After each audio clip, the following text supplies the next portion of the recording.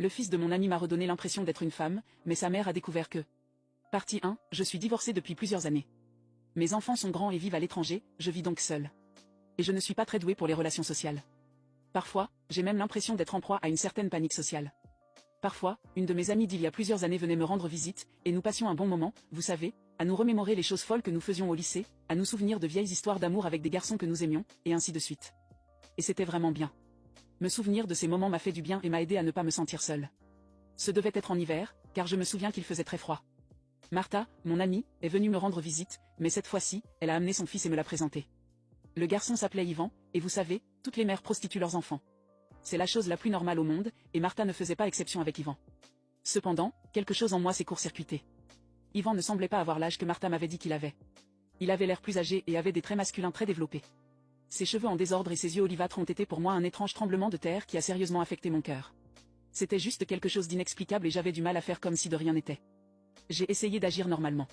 Soudain, Martha et moi étions en train de bavarder comme d'habitude, mais cette fois-ci, Yvan participait à la conversation. Chaque mot qu'il prononçait grondait dans ma poitrine. Je pense même que c'est un péché de ressentir cela, mais c'est réel. J'ai même essayé d'éviter de regarder Yvan dans les yeux. Je ne sais pas s'il l'a remarqué, mais il y a eu un moment où Yvan s'est assis à côté de moi et j'ai failli mourir. Je me suis mise à trembler comme une écolière stupide et j'avais de plus en plus de mal à faire comme si rien ne m'arrivait. Il était environ 20 h et Martha a pensé à faire du café. Je lui ai dit que je le ferais, mais elle s'est immédiatement levée et m'a dit « Ne t'inquiète pas, cette fois c'est mon tour et tu restes là à parler à Yvan ». Je me suis retournée pour regarder Yvan qui m'a fait un sourire qui m'a fait fondre et j'ai alors mis par inadvertance mon regard à un endroit où il ne devrait pas être. Tu sais, en dessous de sa ceinture. Yvan l'a remarqué et j'étais pétrifiée, tellement gênée.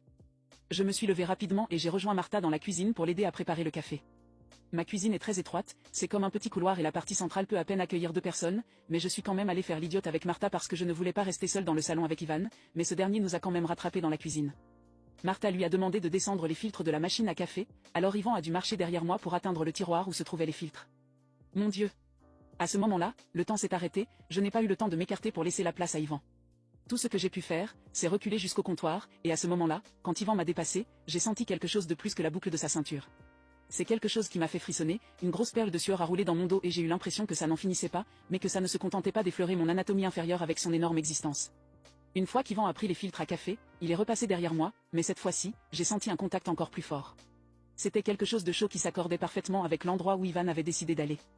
Martha a remarqué ma nervosité et m'a demandé. Appuie sur partager et plus pour vérifier s'il y a une partie 2.